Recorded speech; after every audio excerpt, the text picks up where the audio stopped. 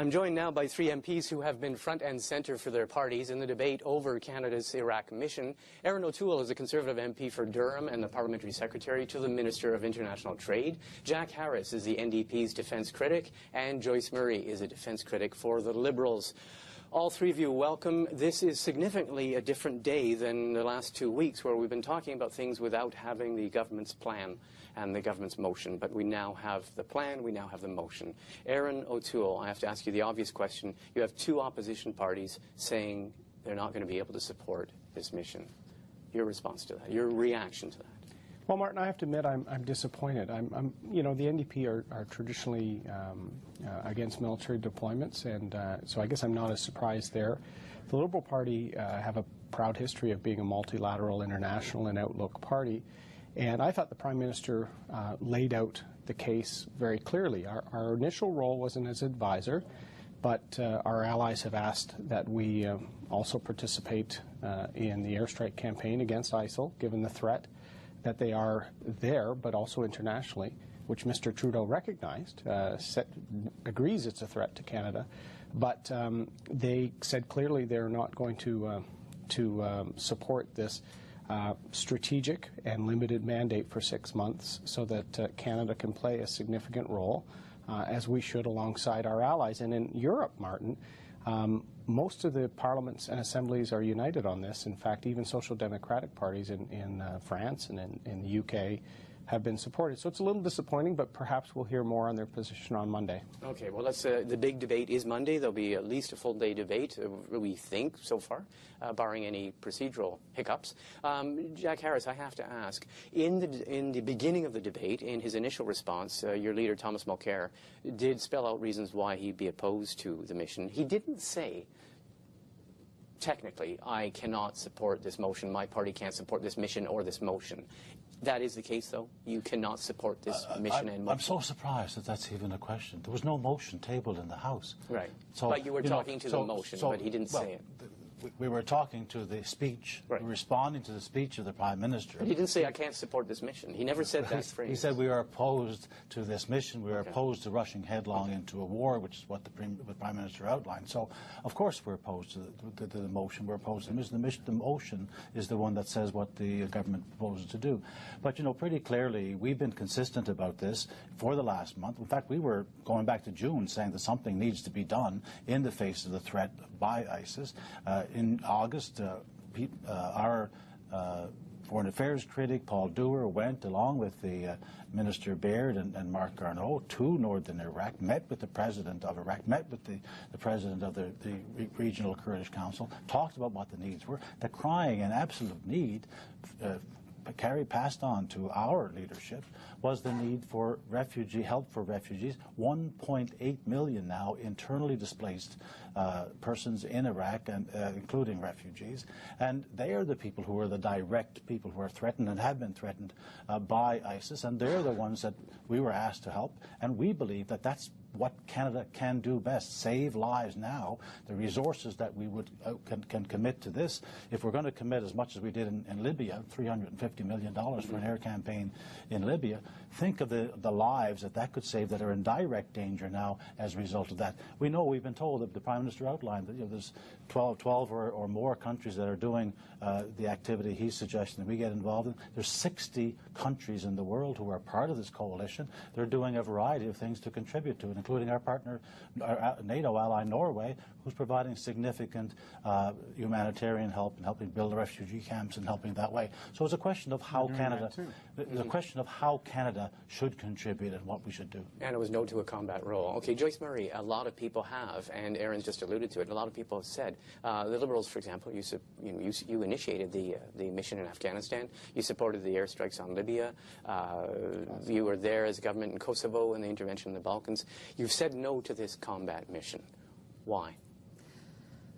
Well, Martin, yes, clearly the Liberals have, over the past, been part of solving humanitarian crises and addressing security threats.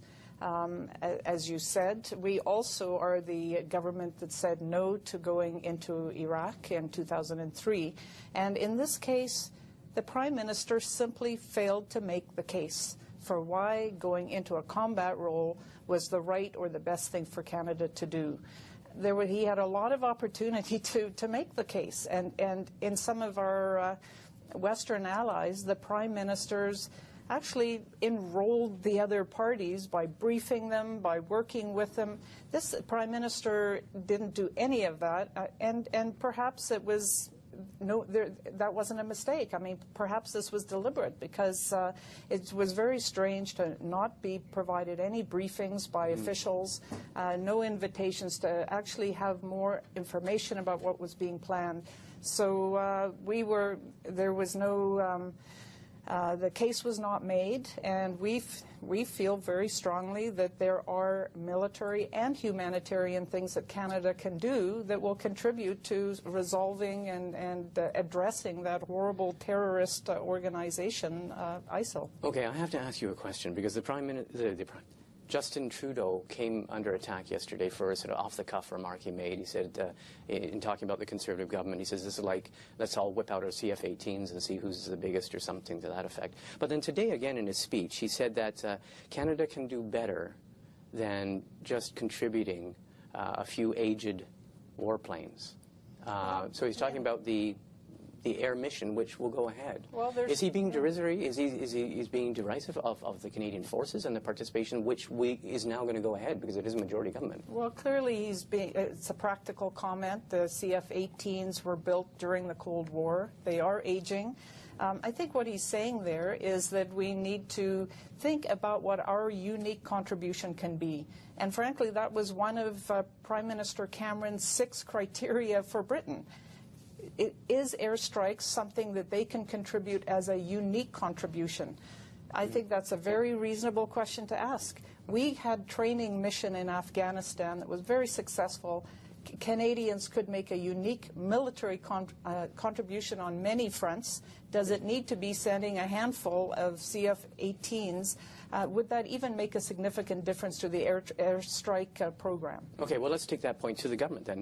What about that question? Some people have said, it's been now a week and a half since the airstrike started, and some people have said that in sheerly military terms, that the number of what the military people call high-value targets is diminishing, and that the ISIS or ISIL or Islamic State are now embedding themselves in population centers like other groups have done, that actually sending 6 or 8 CF-18 fighters may not be a big contribution when you already have many nations that are contributing fighting aircraft. Is it the best contribution we can make? Certainly, Martin, I think we've spoken to our allies, and they've said that's a need and a role we can play. The nice thing about airstrikes is it's limited and they can be easily stopped. You know, the opposition leaders were talking about the exit strategy. Well, these aircraft aren't on the ground in those countries. They return to base. We're giving the air-to-air refueling capability. So you have the ability to, by day, hour-by-hour basis, analyze the impact and study potential targets to cut off funding and logistics to ISIL. 2 important points I wanted to get across from my colleagues' comments. The Prime Minister, one of the best parts of his speech where he said, this is not either or. Canada can be involved in the counter-terrorism security mission, airstrikes, and the humanitarian mission. And in fact, you need security to stop the killing, to get aid dispersed, to help with the refugee crisis, which we have been doing. So it's not an either-or solution. And back to your point about Justin Trudeau, you know, I'm concerned every time Mr. Trudeau sort of strays off script, whether it's China or making jokes about Russia and Ukraine, or yesterday his sort of flippant comments about CF-18s and if this is some big sort of frat house comparison internationally. That's not serious leadership, and this is where I think Canadians will have to look at Mr. Trudeau and say, is this person the person we would send to a NATO meeting? Okay, well, I don't see it. I'm just going to answer that because I am very concerned that every time the Conservative government doesn't have answers to real questions, they launch personal attacks on our leader. And there's already attack ads playing. How quickly they've jumped on that, and it's that kind of politics that Canadians are sick and tired of. I think, Mark, that was a fair point about Mr. Trudeau's comment about aged jets. These are mission-capable planes. There's no question of that. They're going to be flying till 2025. That's 10 years or more from now, and they're going to be useful for things that they need to be used for. But that's not the point here. The point here is, and as you point out too, a lot of strategists and military experts are saying, look, this is not Iraq with military. This is not Libya with military installations that can be dealt with blows from this air. There's not radar to get rid of. There's not all of those targets.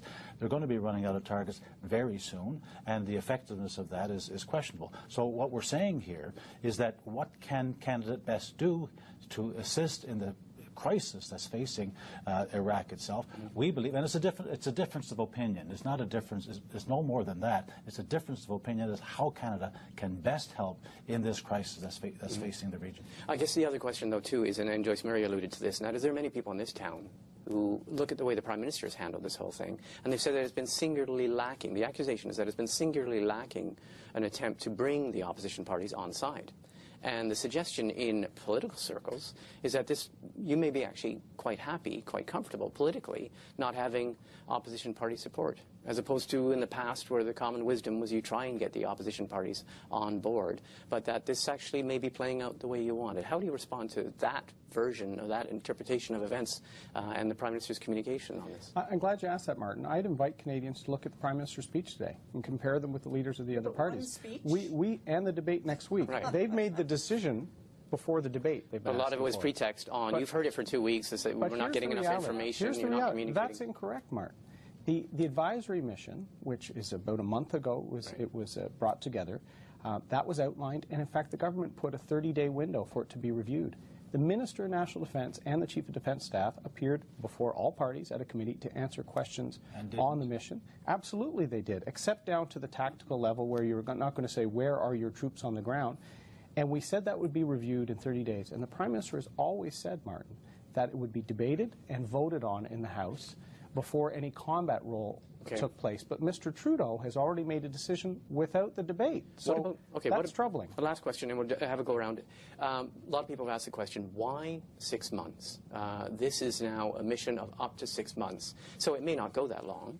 There is a fixed end date, but it could be shorter. But the question is, Parliament won't have to be seized with a review of this mission for 6 months. It can go for 6 full months. That's a longish spell. Some people have said, why have you given it that long? Why not ask, if you wanted Parliament to be involved, why not have a review and come back to Parliament in 3 months' time? Well, I think 6 months is reasonable, Martin. You've got to look. The advisory mission, it was up to 69 advisors on the ground. The other day in the House, the Minister said there was in the 20 range there. There's up to 6 CF-18s as needed with our allies. What I've said in my discussions and what I've heard from the government and our discussions of the mission generally is Canada should only provide help if it's helpful to our allies, if it's strategic, and if it's limited.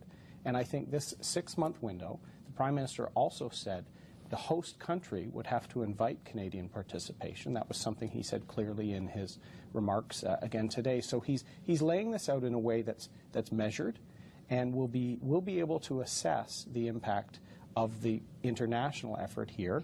And if the 6 months aren't needed or the 6 aircraft aren't needed, these can be rolled back. What I like as an ex-Air Force officer about this option is there's risk to our air crews, and they're some of the best in the world.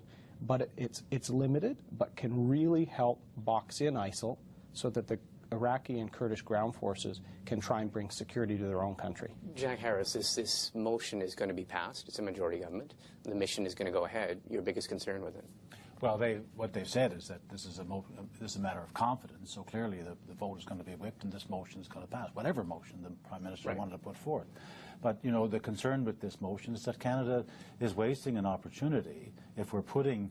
The Prime Minister said it's not an either-or, but there are limited resources that Canada can expend on a mission of this nature, and if we put them all into to the military side of it and with the combat mission, then there's going to be that much less left over to do the things that are crying out for help right now, where people are literally going to be dying when the winter starts coming in Iraq, with that 1.8 million people homeless and displaced and in need of assistance. Joyce Murray, last question to you. How are Liberals, how is your Liberal caucus is feeling about the position you are in now when it comes to the Iraq combat mission. Well, very supportive, because they've been witnessing our attempts to get information when the Prime Minister puts people like Paul Calandra up to talk nonsensically in response. I mean, it's been a very frustrating time.